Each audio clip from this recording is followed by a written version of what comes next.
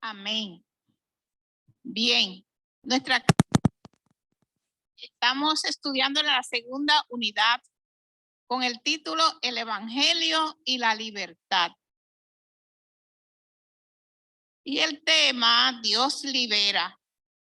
Como nosotros sabemos, estamos celebrando la Pascua, entrada triunfal de Cristo a Jerusalén, en el cual nosotros sabemos que fue recibido con todas pompas.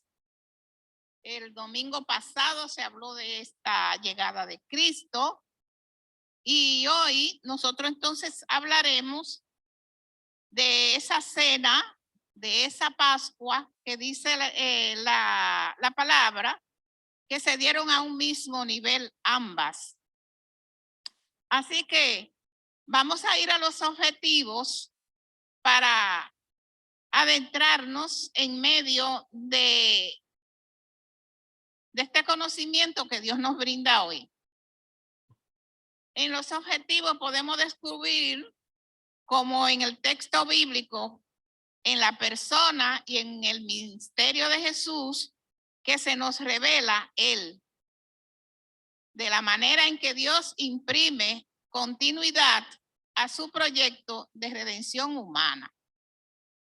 Esta revelación que el mismo Cristo nos trae como la enseñanza del Evangelio, en el cual es el precursor, el que ha venido y nos ha redimido.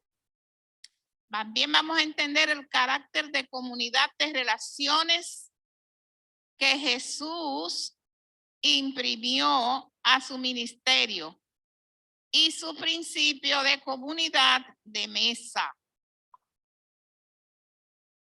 Sabemos a través de la palabra que Cristo era inclusivo, que Cristo tenía relaciones comunitarias, que Cristo vino a traer un ejemplo en la comunidad de mesa.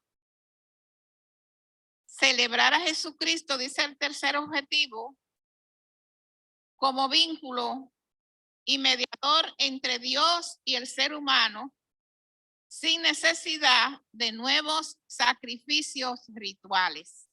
Es decir, que esta clase está centralizada en este estudio que nosotros vamos a tener de un Cristo mediador entre Dios y los hombres. El vocabulario habla de la fiesta de los panes sin levadura, que tenía un objetivo, ese pan de la comida, de la celebración que hacían, pero que al momento de tener que salir los egipcios, de los judíos huyendo de los egipcios, este pan quedó sin levadura, sin sabor, porque no hubo tiempo para prepararlo. Lo tuvieron que hornear así, sin amasarlo ni nada. Por eso la hostia, la comunión que nosotros tomamos, no tiene tampoco sabor. Así es que el Hijo del Hombre, que es el tema que se le da en este vocabulario a Jesucristo, el nombre, dice que fue el título que con más frecuencia Jesús utilizó para referirse a su propia persona.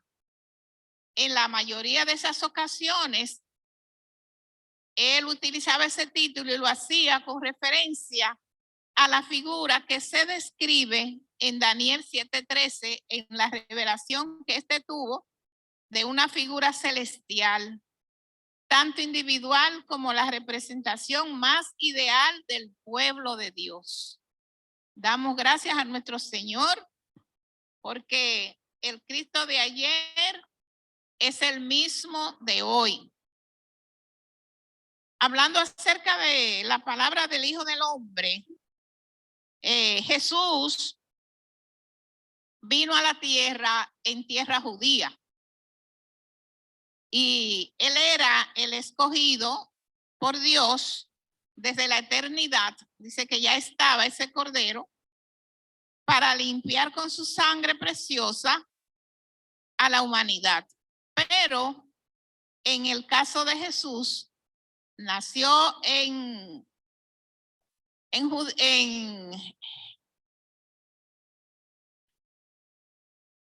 nació en Belén y viene a representar una doble dimensión. Viene a representar una doble dimensión que por un lado está cumpliendo a cabalidad la voluntad de su padre y por otro lado cumpliendo como hombre la ley que obligaba a todo judío mayor de 18 años, que por eso fue que en el encuentro que él tuvo en la sinagoga a los 12 años era ya un comienzo de que entraba en esa etapa de adulto. Y era su última vez que iba a estar allí como niño, que ya hizo esa transición y luego ellos todos tenían que participar de esa Pascua. Y luego, al cumplir los 30 años, asumió su ministerio y a los 33 culminaría en la cruz, donde allí esto representaba la cruz, un emblema de afrenta y de dolor, desde donde él clamó al Padre, porque desde su humanidad tuvo esa debilidad de nosotros como humanos, de ese apego, de buscar a quien decirle papá o mamá. Y eso hizo Jesús. Abba, Padre, papito, ¿por qué me has abandonado?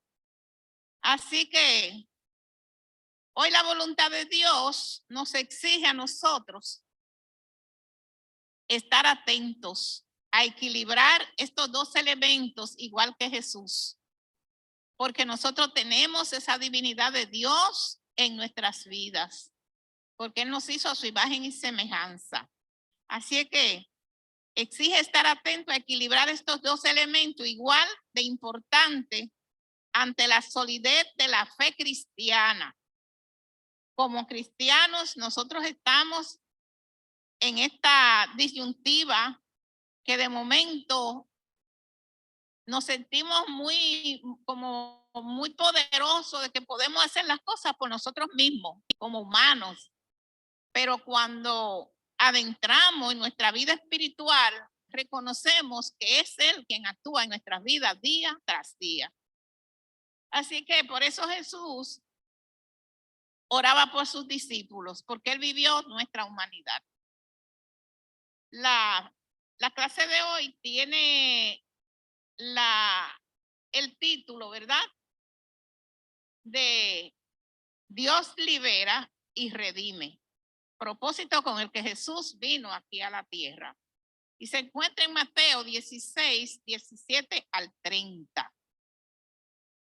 Y vamos entonces a adentrarnos en la lectura de la lección. Algún hermano o hermana que lo quiera leer, por favor, puede pasar acá para leer de los versos del 17 al 20. 17 al 20.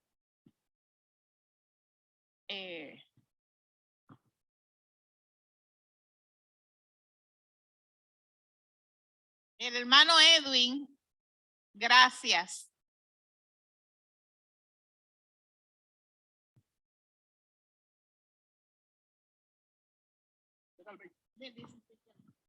Hermano, que el Señor le continúe bendiciendo.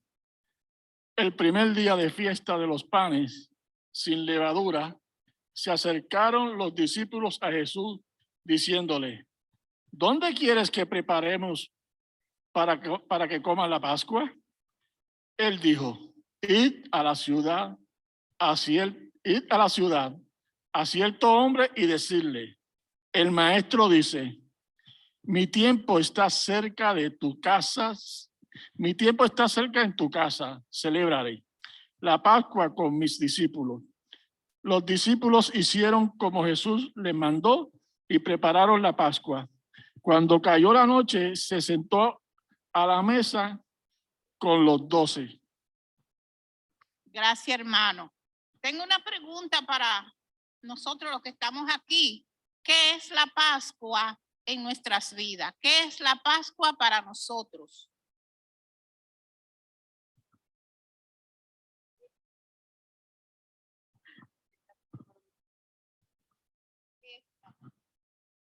Lo que conmemoramos hoy. No sé qué decir. Ah.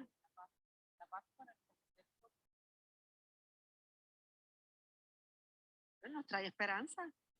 Nos trae esperanza. Bien. Ella dice que la Pascua nos trae esperanza. Nos trae esperanza porque cuando Jesús vino a este mundo, necesitábamos tener ese conocimiento de que Él había venido y que nos iba a salvar. Entonces la esperanza que había era cuando Moisés le estaba hablando a su pueblo, que le decía de alguna manera, hagan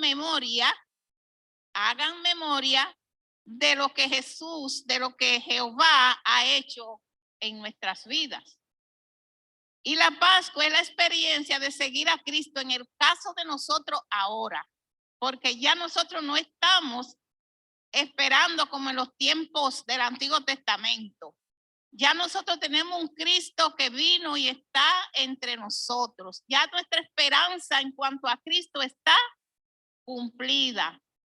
Así que la Pascua es la experiencia de seguir a Cristo en fe real y vivida.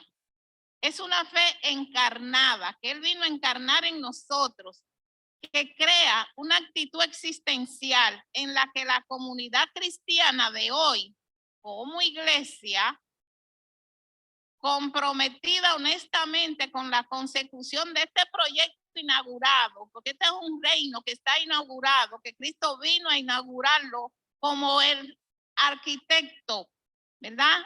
El reinado de Dios está aquí. Reconocemos que su poder maneja y entrelaza las acciones y las decisiones en nosotros. Como pueblo de Dios recurrimos al templo, como estamos hoy, a celebrarla.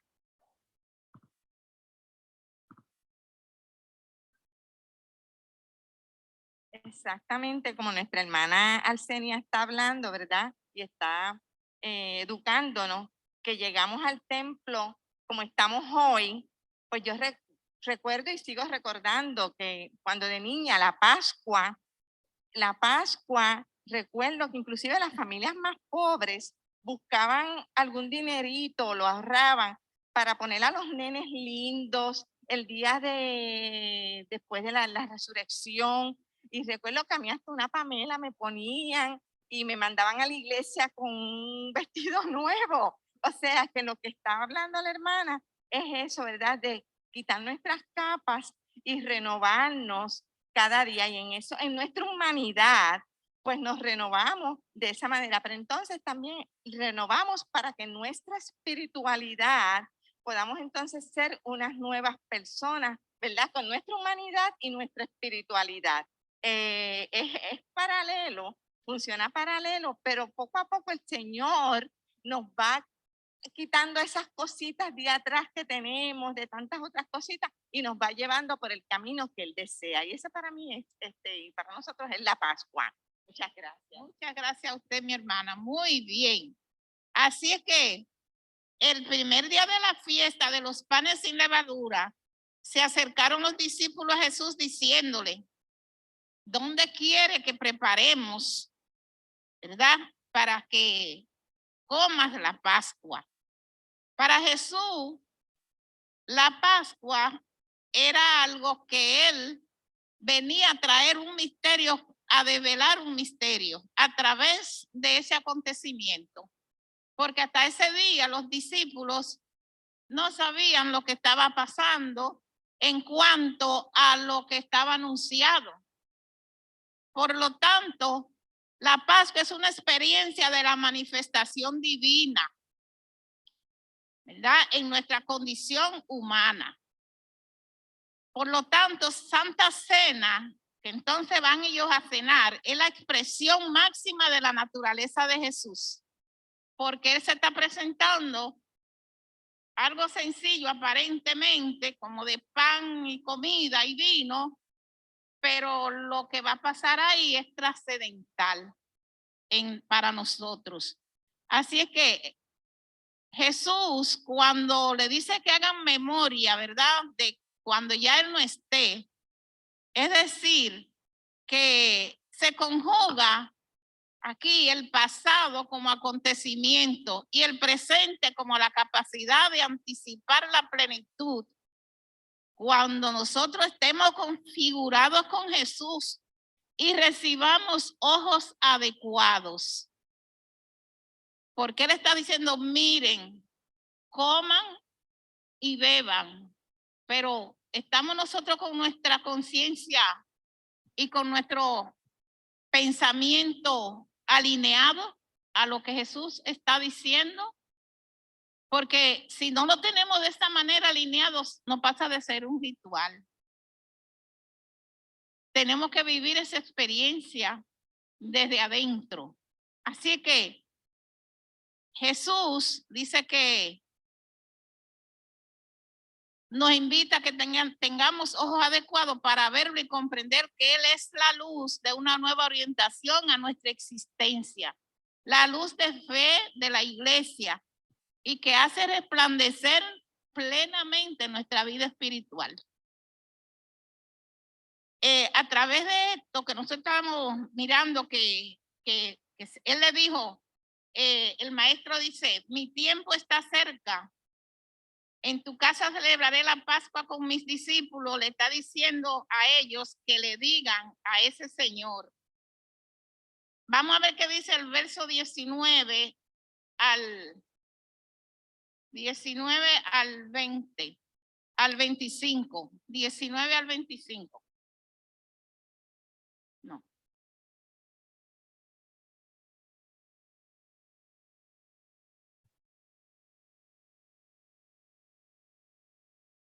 Puede leer el 20 al 25. 20 a 25. La cualquiera. Cuando cayó la noche, se sentó a la mesa con los 12. Y mientras comían, dijo, de cierto os digo que uno de vosotros me va a entregar. Entristecidos en gran manera, comenzó cada uno de ellos a preguntarle, ¿soy yo, Señor?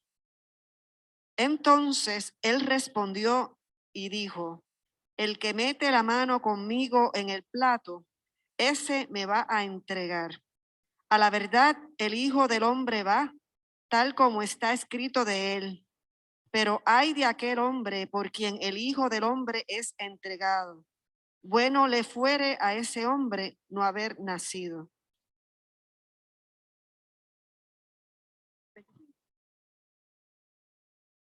Entonces, respondiendo Judas, el que lo iba a entregar, dijo, ¿soy yo, maestro? Le dijo, tú lo has dicho.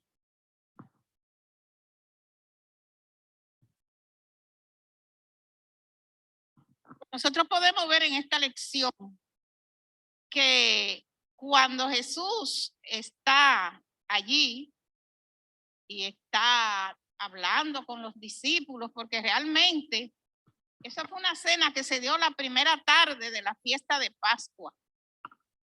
Jesús y sus discípulos se reúnen como familia con la finalidad de comer juntos la cena pascual. Se transforma la cena, ¿verdad?, del Señor en una conversación en la que están sentados cómodos, porque está hablando de un desván, de un sitio donde se pueden reclinar y ahí están los participantes, no habían sillas. Lo que estamos mirando aquí es que ya Jesús va a decir lo que va a acontecer en cuanto a los 12 que están allí. Aunque posiblemente Jesús desconocía todos los detalles del complot que se estaba armando para asesinarlo, sí sabía que del interior de su círculo surgiría el acto de traición que facilitaría su arresto y ejecución. Nos imaginamos cuando nosotros estamos en un sitio bien alegres, porque la Pascua era alegría, incluso dicen que era casi como una fiesta de Navidad, porque había mucha comida y mucha celebración, porque como sabemos estaban celebrando la salida del pueblo de Egipto, la liberación que el Señor hizo con ellos. Pero cuando él dice esto, dice que hubo una expresión que creó un momento de sacudida emocional y de incertidumbre y de profunda tristeza. Entonces, aquí vemos que hay alguien que pregunta, ¿soy yo, Señor? Y ese relato da a entender que todos sumergieron en una búsqueda, en un examen exhaustivo dentro de sí, cómo tratar de conseguir una respuesta. Ante esa pregunta de quien desconoce cómo podía responder ante esta crisis que comienza a mostrarse, entonces respondiendo dice, el que mete la mano conmigo en el plato, ese me va a entregar. El plato era común. Cuando habla del plato común, era que era una comida conocida, ¿verdad? El plato era común en el que todos metían la mano para servirse su porción de comida. Tenía un significado que iba ya más del mero utensilio, del envase que se usaba, porque implicaba un profundo sentido de comunidad, porque Cristo era un colectivo en el cual él tenía que ver con quién él se estaba juntando, en el sentido que lo que andaba buscando eran pecadores, ¿verdad? Y en este caso estaba privado con sus 12 discípulos, pero este es un comienzo de lo que ya había pasado, porque ya él se iba a entregar, pero ya él había hecho todo lo que el Señor le había pedido a su padre. Es decir, que cuando él le habla de un plato común y que todos metían la mano para servirse su porción de comida, tenía un significado más allá de lo que nosotros creemos, porque ese plato común era un plato dulce, era una comida dulce, que estaba hecha de manzana, de uvas, y tenía una característica que a ellos les gustaba. Pero ¿qué pasa? En lo cual los comensales, en el plato dulce, los comensales remojaban el pan y las hierbas amargas.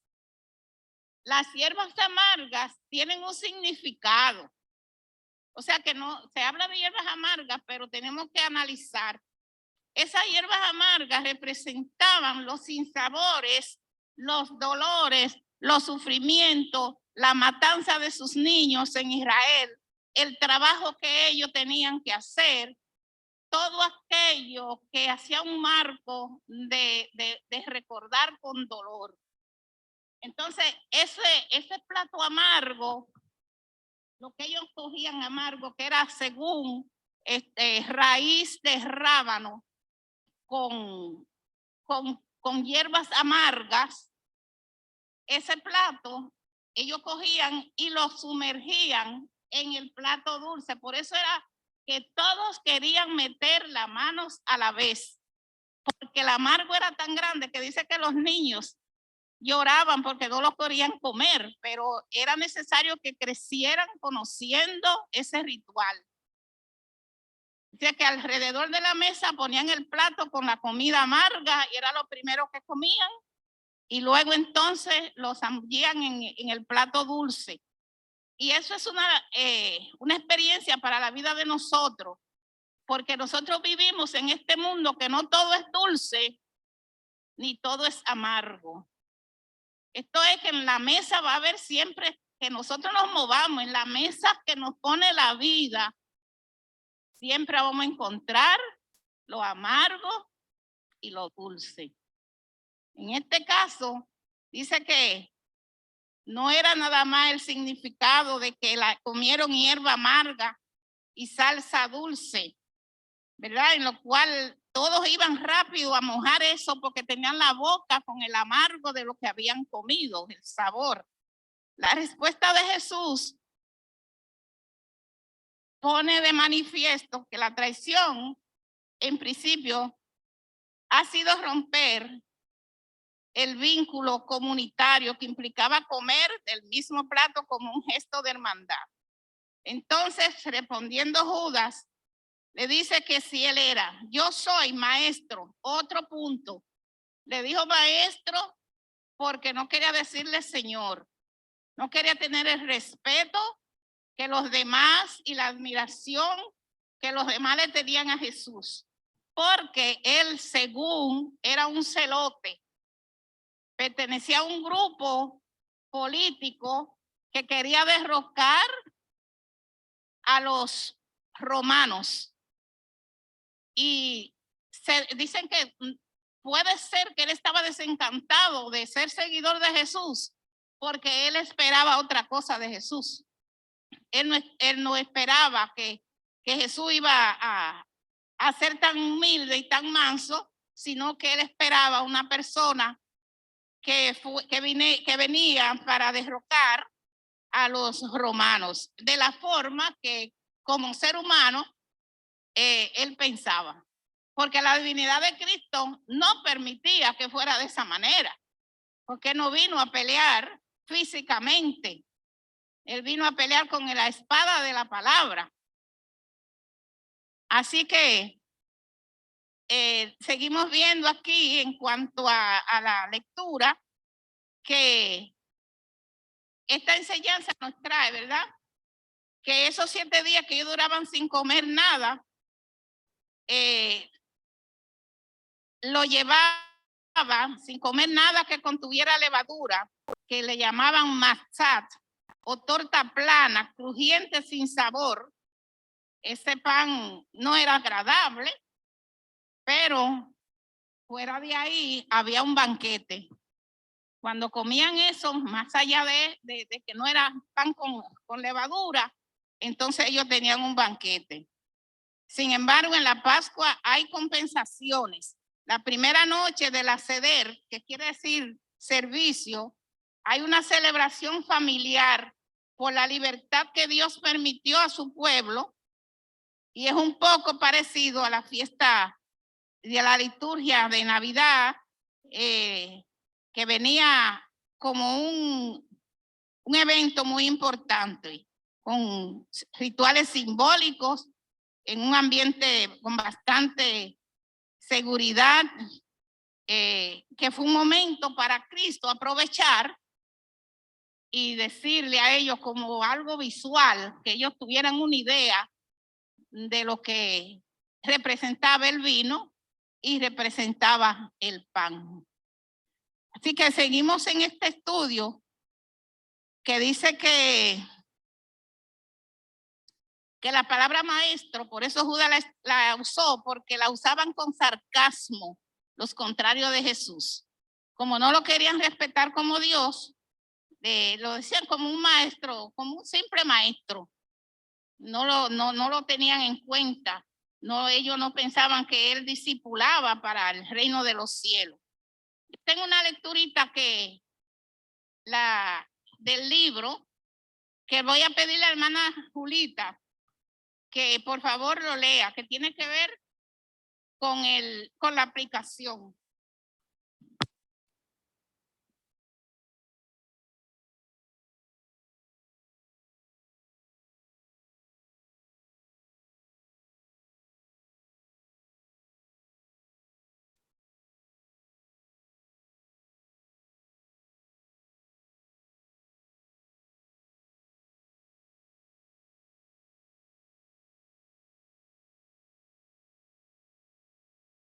La lectura del pasaje bíblico es el carácter de comunidad, de relaciones, de colectivo, de cuerpo que se muestra en la interacción de Jesús con sus discípulos. Esto no es casualidad, porque el ministerio y la enseñanza de Jesús estaban montados en la concepción de pueblo de Dios trazada desde siglos anteriores en la historia de la nación judía. Por eso, para Jesús fue de trascendental importancia implementar una práctica de comunidad de mesa como un importante signo de la presencia del reino de Dios. Esa comunidad de mesa era la expresión simbólica y anticipada de lo que sería el banquete que Dios celebraría con su pueblo al final de los tiempos. Por eso, Jesús, ante la mirada escandalizada de los religiosos legalistas, no tuvo reparo en aceptar la invitación para sentarse a la mesa en casa de Leví, un recaudador de impuestos poco simpático a los ojos del pueblo y a quien Jesús invitó a formar parte de su círculo de discípulos. La mesa era el lugar para mostrar sin reservas que desde ella se anunciaba una gesta de restauración que colocaba en su relación de prioridades a los que eran rechazados y marcados por la religión legalista. Amén. Entonces estamos viendo que Jesús está poniendo cimientos ya de lo que nosotros llamamos el reino, porque está siendo inclusivo y atrayendo un pueblo que está siendo rechazado, donde hay una popularidad por aquellos que tenían otro estilo de vida y que el pobre no podía llegar a él y eran rechazados. Otros que aún teniendo algo de relaciones con los mismos romanos, en este caso de Leví, recaudador de impuestos, poco simpático a los ojos del pueblo, para Dios Jesús nadie era especial. Aunque él tenía su cargo allí, Jesús lo invitó, pero era manera de liberar, ¿verdad? Liberar de estas situaciones diarias que nosotros vivimos en que estamos en unos cargos muchas veces sofisticados y eso nos lleva a que vemos a los demás fuera del entorno en que nosotros nos movemos. La hermana Antonia tiene la segunda lectura. La mesa no se trataba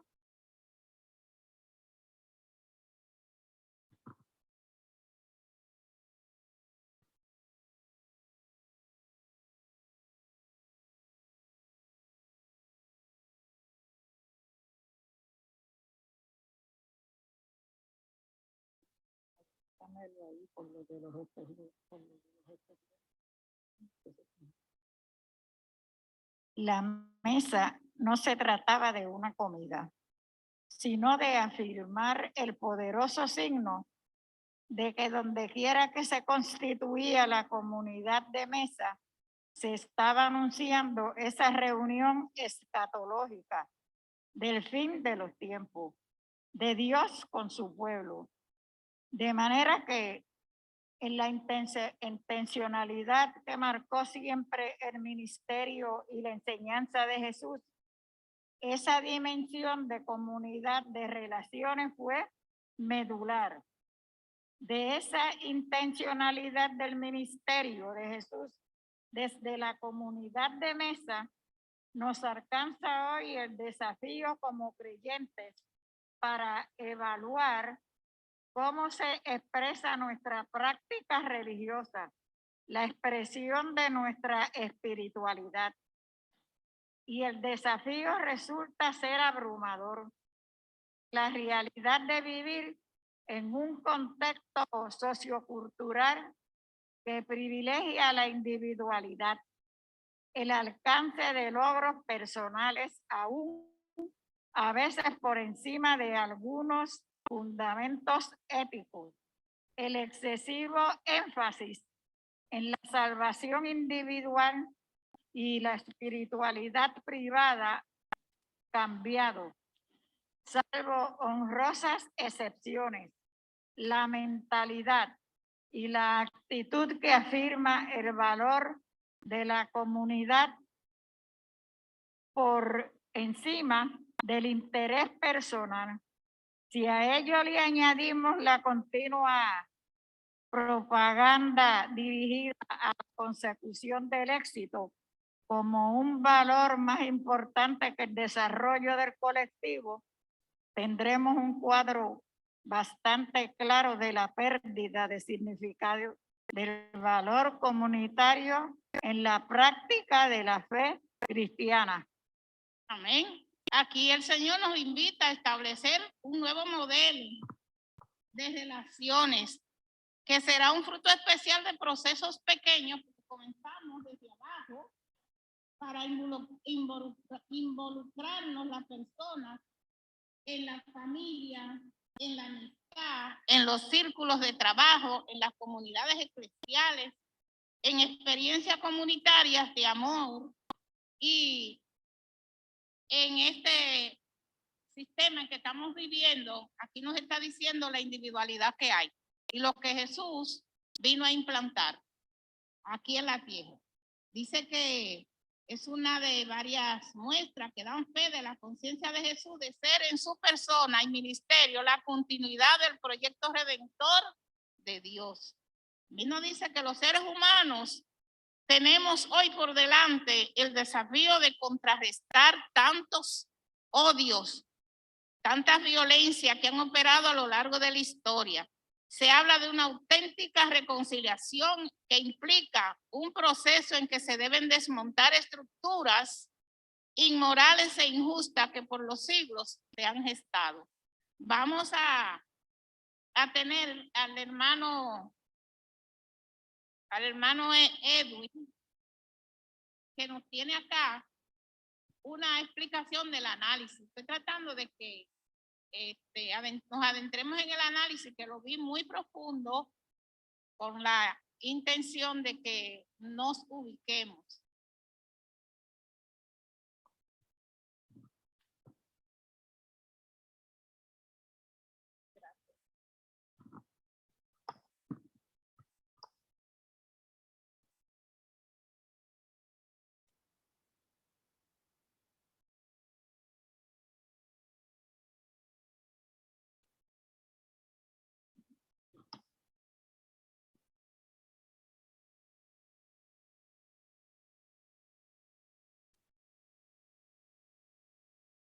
Viendo ese análisis, quizás podamos entender mejor la razón. ¿Ya? Siguiendo ese análisis, quizás podamos entender mejor la razón del surgimiento de iglesias y ministerios fundamentados en las revelancias casi idolátricas de una figura alrededor de la cual se desarrolla toda la vida y la práctica religiosa de esas entidades. Ese pseudoevangelio es validado por la nación de que una figura con cierto carisma y habilidad de manipulación tiene más relevancia y autoridad espiritual que el resto del colectivo. Desde esas consideraciones podemos inferir que el antagonismo, la actitud de rebeldía criminal mostrada por Judas tenía su génesis precisamente en ese trastoque de valores que oponían su visión personal al bienestar y desarrollo del colectivo. Y la lección que queda para nosotros y nosotras es que aún en medio de la comunidad de creyentes pueden surgir, manifestarse acciones antagónicas que ponen en riesgo la salud y el avance del Evangelio de Jesucristo. Muchas gracias, hermano. ¿Alguien tiene algo que opinar acerca a esta lectura que en estos momentos hemos hecho? ¿Qué está sucediendo? ¿Qué nos quiere decir el expositor, verdad? Referente a lo que es el antagonismo. Vamos a coger el antagonismo como tema. ¿Quién quiere hablar referente a esto? Bien. Vemos aquí un Judas que representa, ¿verdad?, lo antagónico en ese momento tan importante en que Jesús está participando de una cena en la que están todos ellos reunidos. Y Jesús se ha manifestado señalando que quien lo entregaría, para mí, yo escribí en unas notitas que hice, ese sería el momento amargo. El momento amargo en que están disfrutando en coinonía, en familiaridad, y tienen que dar esa triste noticia de que dentro de ellos hay alguien que lo va a traicionar. Así que en esa reunión de amor filial, un momento crucial en que la traición de Judas quizá desilusionado por la clase de Mesías que Jesús resultó ser. Eso es especulaciones, pero más o menos tenemos una idea de que había un disgusto, que no solamente fue el dinero que él iba a cobrar para venderlo, aunque era una situación que estaba escrita, porque eso tenía que darse, pero no eximía a Judas de lo que cometió. De tal manera que él también, como que dice que se fue y después la Biblia dice que se ahorcó. Pero si él hubiera buscado el perdón de Dios de alguna manera, aunque Jesús lo había sentenciado, pero sabemos la misericordia de Dios, la conocemos. Podía él haber pasado ese momento difícil a otro en que se hubiese sentido acogido. Pero ya él iba con su mente preparada para lo que iba a hacer. Así es que se preparaba para entregar su vida a Jesús. A través de las escrituras conocemos todo el plan de Dios, pero esto no elimina la responsabilidad de Judas. Encontraremos nosotros oposición que significa tribulación y prueba en este mundo. Encontraremos nosotros tipos de tribulaciones de esta manera, porque Judas vendió a Jesús. En este caso, podemos decir que fue algo ya pensado y analizado, pero a veces nosotros escogemos y hacemos cosas en nuestras vidas que no estamos esperando, que vamos a pasar un momento amargo, un momento difícil. Por eso hablamos ahorita de la hierba amarga y la hierba dulce, y la preferencia que todos tenían al plato dulce de mojar ese alimento amargo, porque tenían que echárselo a la boca y saborearlo. Y rápido entonces todos querían el plato dulce para quitarse el amargo. Pero eso es parte de nuestra vida en la que nos enseña que nosotros vamos a tener dificultades.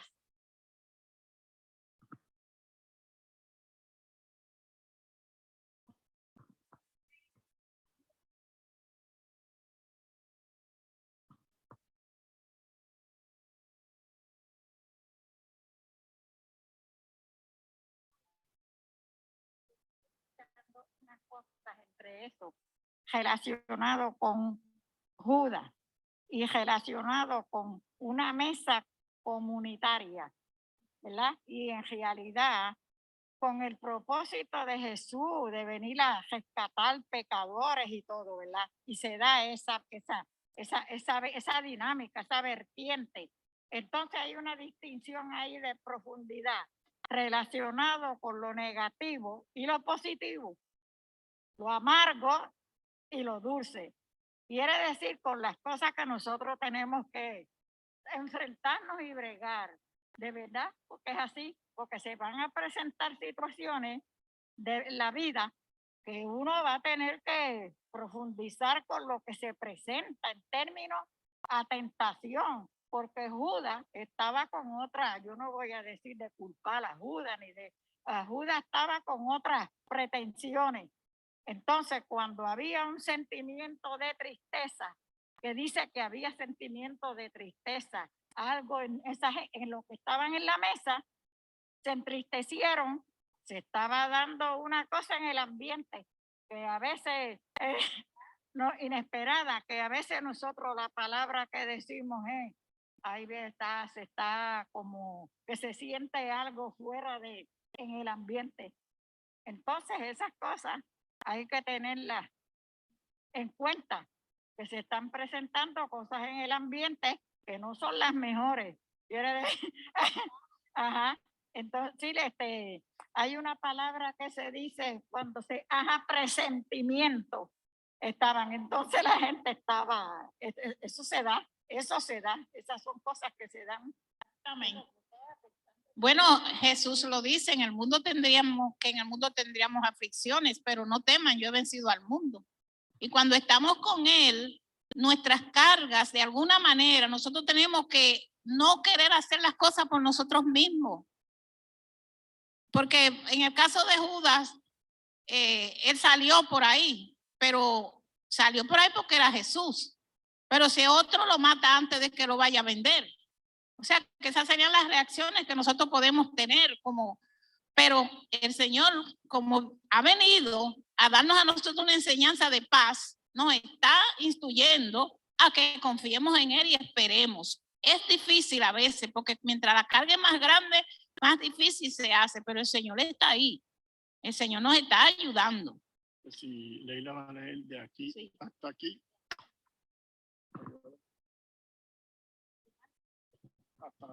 Sí, hasta el final.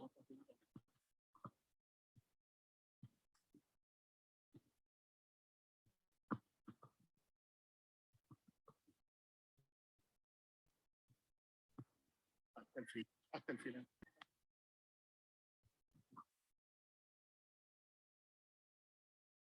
Finalmente, el elemento de trascendental importancia y centralización que nos revela el texto bíblico es la transformación que Jesús realza sobre la celebración tradicional de la Pascua para convertirla en una expresión de la nueva alianza.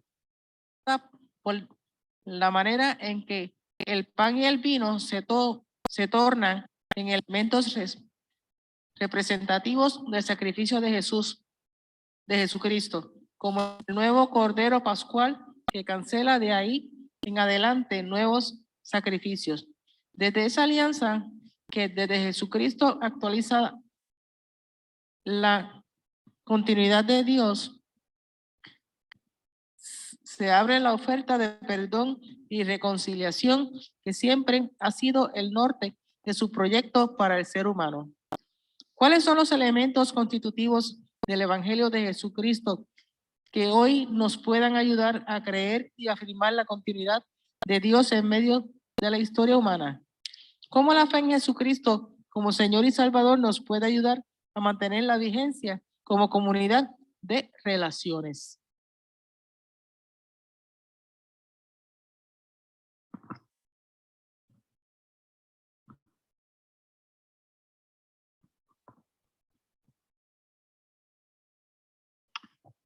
Pues definitivamente nosotros a través de esta enseñanza de hoy, bueno, hay un llamado, hay una interrogante a la vez, hay tantas cosas que se envuelven ante esta situación que tendremos entonces que tener a Jesús como el alimento y la luz para acompañarnos en nuestros esfuerzos que hagamos para construir un mundo donde reine la justicia, la paz y la solidaridad.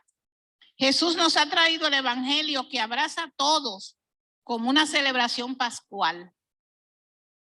Es nuestra realidad personal, comunitaria, eclesial y mundial.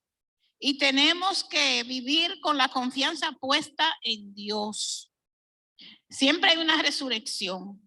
Nosotros podemos ver los momentos difíciles que morimos en esos momentos también junto con el dolor. A veces se nos hace difícil levantarnos y poner nuestra frente en alto pero el Señor nos está diciendo a nosotros que hay un compromiso con Él, un compromiso entre Él y nosotros. Tenemos que vivir con la confianza puesta en Dios, que promete y se compromete con la historia humana. Creer en la resurrección de Dios es defender la vida, porque como le dije ahorita, ya nosotros no estamos viviendo los tiempos de la espera del Mesías. Ya Él está entre nosotros, ya Él es la esperanza, ya Él es nuestra roca que nos da agua, que nos sacia nuestra sed. Ya es nuestro alimento espiritual, es la palabra. O sea que creer en la resurrección de Dios es defender la vida de los más débiles, de los pequeños, de los últimos, de los olvidados. O sea que todos nosotros, muchos caemos en esos renglones, ¿verdad?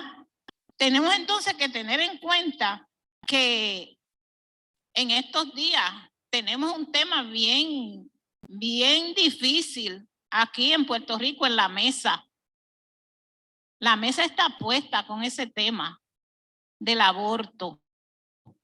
Y tenemos entonces que concienzarnos, y la iglesia no puede estar callada. La iglesia tiene que hablar, y nosotros como iglesia podemos concienzar, podemos ayudar. Así que somos convocados por toda esta gente, los débiles, los pequeños, los olvidados, y a la vez nosotros dar un testimonio, porque los primeros cristianos dieron su vida para que conozcamos y nos aprisionemos, ¿verdad? Nos apasionemos y nos pongamos nosotros como la reserva de aquellos que vinieron. Nosotros hoy entonces somos los que le seguimos a esos apóstoles, que se habla de 12, pero después se constituyó en muchas personas que seguían a Jesús. Así es que sin reserva nosotros tenemos que entregarnos por la causa y el reino, ¿verdad?, que Jesús trajo a la tierra. Jesús vivió con pasión, y la pasión aumenta la fuerza. Jesús nos mostró la pasión y el poder de lo que se desea. La pasión abre camino y Jesús lo confirma. Así es que este día de Pascua, en que nosotros estamos aquí celebrando la Pascua, es un llamado a que nosotros podamos entender ese significado. Es una nueva alianza, es un compromiso de amor radical que nos ha dado Jesús.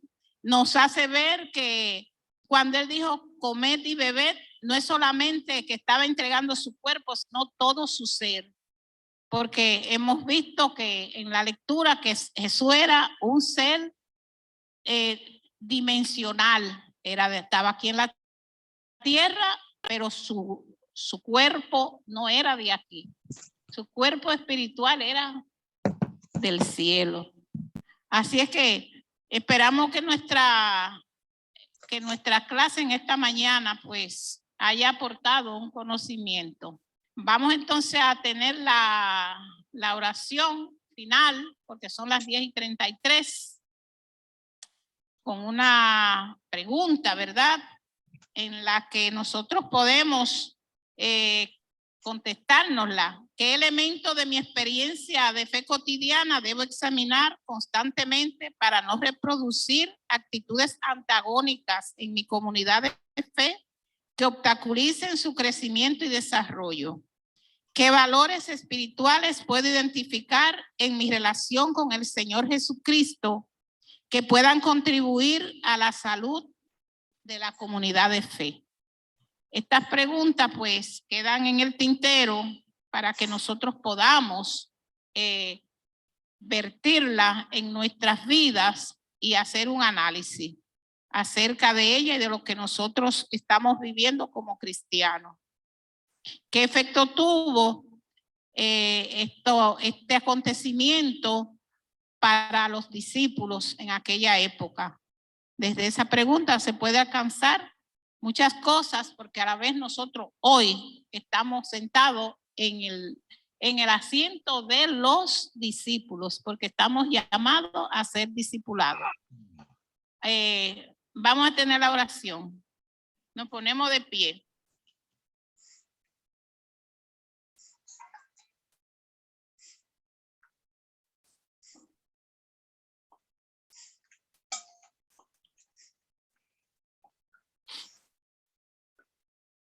Señor y Dios de las convocatorias eternas, ayúdanos a fortalecer la conciencia de que nuestra experiencia de fe no puede estar desligada de los demás.